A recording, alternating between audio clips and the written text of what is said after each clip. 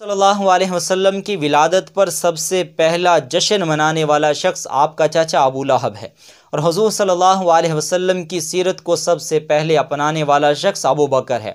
حضور صلی اللہ علیہ وسلم کی سیرت کو چھوڑ کے حضور صلی اللہ علیہ وسلم کا جشن منانے والا شخص جہنم کا ایندھن بنا، اور حضور صلی اللہ علیہ وسلم کے جشن کو چھوڑ کے حضور صلی اللہ علیہ وسلم کی سیرت کو اپنے سینے سے لگانے والا شخص صرف جنتی ہی نہیں بلکہ جنت کے مردوں کا سردار بنا۔ اب فیصلہ آپ کے ہاتھ میں ہے کہ حضور صلی اللہ علیہ وسلم کے جشن کو منا کے ابو لہب کی اتباع کرنی ہے، یا حضور صلی اللہ علیہ وسلم کی سیرت کو اپنا کے ابو بکر کی اتباع کرنی ہے۔ معلوم اس سے یہ ہوا کہ جشن مقصود نہیں، حضور صلی اللہ علیہ وسلم کی اتباع اصل چیز ہے۔ اتباع جو کرے گا، جشن کو چھوڑ کے اتباع کرے گا، وہ حضور صلی اللہ علیہ وسلم کے ساتھ جنت کے اندر جائے گا، اور جو سیرت کو چھوڑ کے جشن منائے گا وہ جہنم کا ایندھن بنے گا۔